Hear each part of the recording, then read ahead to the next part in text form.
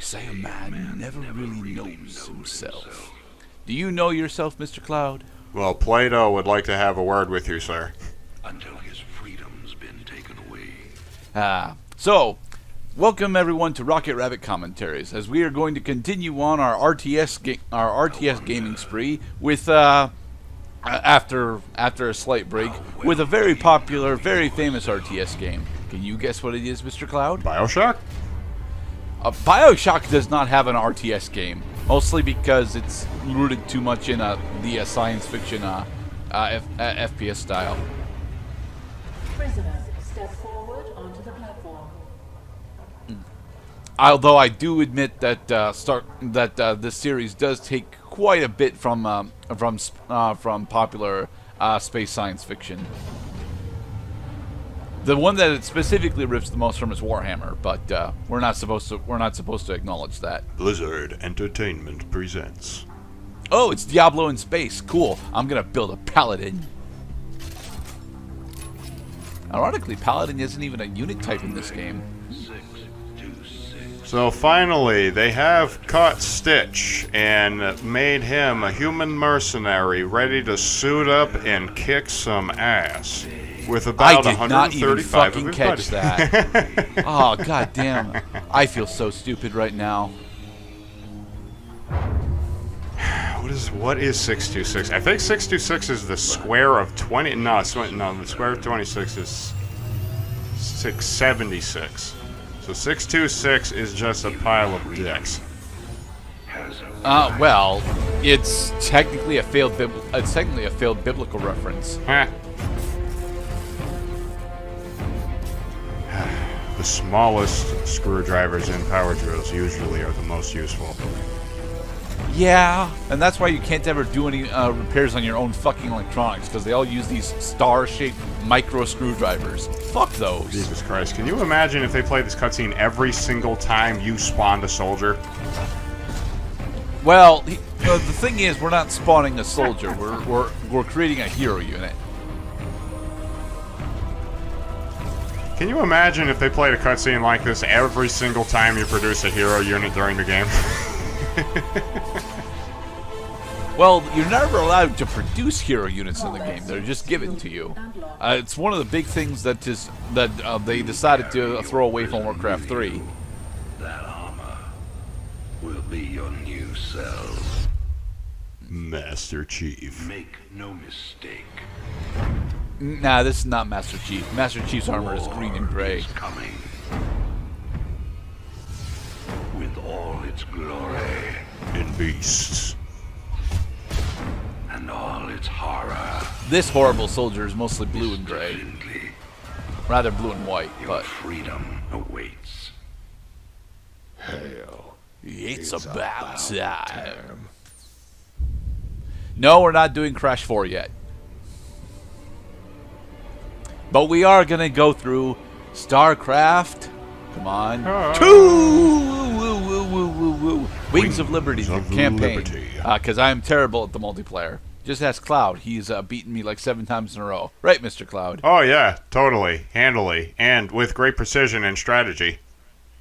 We are on Marsara. People should recognize Marsara as the first major campaign setting from the Terran campaign. So yes, we're not going to be following Tychus for the entire campaign. That is his first name, by the way, Tychus Findley. Let us open on a bar in Marsara. Our own Kate Lockwell was on the scene. Dream with the feathers of angels stuck beneath your head.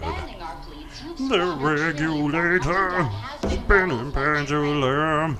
Jim Raynor represents a clear Present threat to this dominion. So yes, a thing that I didn't actually cover because we didn't go all the way through Brood War because the Terran campaign was kicking my ass too hard. Arcturus got the Dominion back up and running after Brood War ends. Because Kerrigan just goes off and drifts into space for a while. That didn't technically happen in Brood War, but yeah, they didn't actually. I think the intervening time between Brood War and StarCraft 2 is explored in the novelizations, at least a little bit, but I'm not entirely sure. very soon. There's a lot of world building done in the It ain't over novelizations, at till it's least. over, you son of a bitch. Yeah, Raynor is still pissy at Minx because Minx still wants him dead. Adjutant, are my troops ready yet? Your forces are prepared and awaiting your orders, Commander. Uploading tactical data now. Yeah, Raynor is now reading a About time we resistance. kick this Not rebellion enough minerals. into overdrive. He does suffer from mineral problems, but not as much as you'd think. Minerals are significantly easier to get in this game than they were in StarCraft 1, so... Although, gas, actually, gas is actually easier too, so... So, this is our tutorial mission. We're going to be learning how to use Marines. And, you know, generic tutorial stuff. This has become the hub for all operations on Marsara. The Dominion recently pulled troops out of the city, and they are now under strength. Are the locals cooperating? The people of Backwater Station are known to be anti-Dominion, but they lack weapons and organization. This looks They like need a leader. This looks like a wonderful opportunity to hone your skills while also probably not getting hit by anything except spitwads. No, Raynor's gonna take some damage in this mission, mostly because he's the tankiest unit we've got access to, and I don't like sacrificing my Marines. All right, boys. Let's show the locals they don't need to fear the Dominion. That's right. Because we're going to use proper controls with our joystick in hand and our buttons mapped What's out. up? Team? Well, here's the thing. Time to man up. If you recall, I mentioned back in our StarCraft 1 playthrough that StarCraft 1 actually does have an N64 port. You can count on me. We are never going to be playing that because I cannot play. The only RTS I have ever attempted to play on console was Halo Wars, and although Halo Wars did actually function, it wasn't exactly the best at it. You can count on me. I mean, with a limited control scheme, you can totally put a game like this on console, but not when you have, well, little complications or how about just having your fingers in the plain wrong positions in order to efficiently push the correct buttons? Commander, destroying the Dominion holoboards will help incite rebellion against the Dominion. Here's where we introduce the secondary objectives, and although this particular secondary objective is not actually all that important, it is, you know, good to get used to doing them. One interesting thing that's going to be a curse throughout this entire playthrough, since we use Raynor for a lot of the campaign, is that Raynor has got an additional attack range bonus compared to other Marines. So even though he'll start combat, the Marines have to move a little bit forward before they can actually start on combat, meaning that they will not actually get first A attack. large Dominion force is gathering in the center of town. Right, and then it also just is plain inefficient. Here's the thing: the enemy AI is not scripted to go after Raynor if there are other targets that are easier to kill. So Sounds like a plan. Raynor, despite getting first attack a lot of the time, only rarely ends up taking damage if you're on attack mode, which is what I personally recommend whilst we're going around and scouting around for additional secondary objectives, like this additional billboard over here. That's stupid easy to miss. Your freedoms must be protected. Destroy the propaganda. This is bad. What's so bad about it, Mr. Raynor?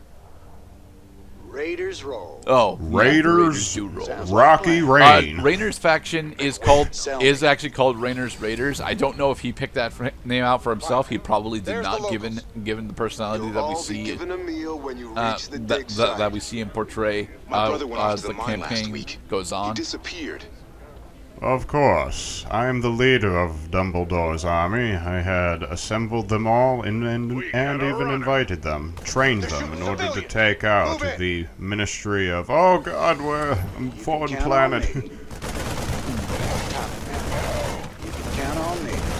But yes, as Pascal mentioned, you want to keep Raynor in front as much as you can, despite how difficult it is to actually keep him there. Minsk has a lot to pay for. Thank you, Raynor. In case you haven't figured it out yet, player, you can point at a target in order to direct all of your selected troops to attack it simultaneously. Marshal Raynor. Been a while since we saw you around here. We're with More you, Raiders. Marines. This is a restricted area. What you're seeing me do here is a technique called stutter stepping. I am terrible at it, but it is relatively important for later on that you know that the Marines unload all their damage in the first salvo of their attack launch. So, in order to get the highest DPS per Marine, what you need to be able to do is a large portion of them to time their initial burst of fire, stutter step forward, and then have another attack move command. Microing large groups of Marines this way is a bit physically taxing for me because I'm terrible at it, but otherwise, it's most certainly worth it. We have beaten Liberation Day. We only lost 2 units. They will be remembered. We just need pictures of them and as unit lots lost of cigarettes. number 1 and unit lost number 2. Yes, Joy Ray's bar.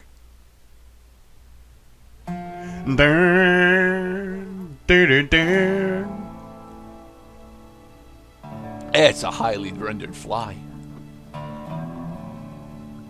Yeah, now I got my whiskey and my protein. I'm not sure if he's technically drinking whiskey, gin, or beer. I assume it's whiskey. Probably a whiskey.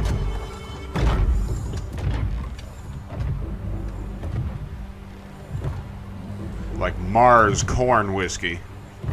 You ever have some of that Mars corn, partner? You know, Nope. for the most wanted man in the sector, you ain't that hard to find. I had to see it for myself. Hey, Tychus. Little Jimmy Raynor, the people's hero.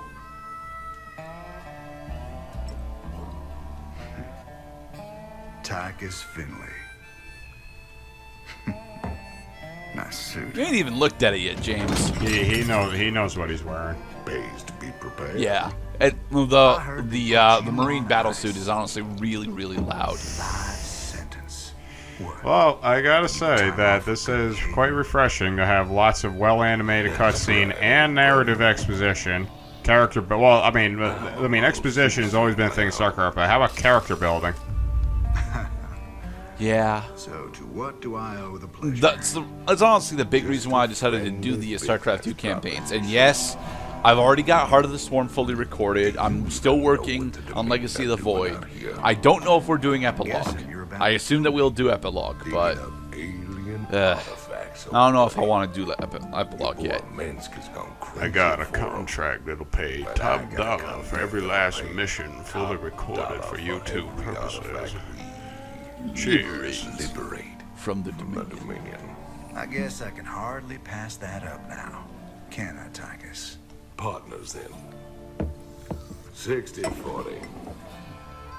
70-30. My way. That is a terrible deal for Tychus. Feels like old times already. Old times. Yay, we got an ally. We don't get to play with Tychus that much. In fact, I think we get to play with Tychus for exactly 2 missions in the campaign. What the oh, right. The menus. Let's watch TV. Yes, TV. Live from the UNN studios. I went into this playthrough hoping to show off all of the UNN news broadcasts, as well as all the interactions between another character that will be introduced later. Donnie. Unfortunately, I missed Has one reappeared towards in the a end. Big way. He's attacked a Dominion depot near Backwater Station, seizing weapons and UNN. distributing them to the local populace. Universal King News and Network. The locals are pretty nervous about having a notorious outlaw in their neighborhood. Actually, Donnie, the people I talked to seemed really encouraged by the... You heard it here first. Jim Raynor terrorizing the locals on Marsara. You know, the place where he used to be, used to be the local sheriff. Keep talking. Your kids really should stop playing Fallout 3. I mean, it's just going to go into more mediocre sequels. Whoa, Thanks New to Vegas is interactions, good. Marsara is now in a state of open revolt against Arcturus Mensk.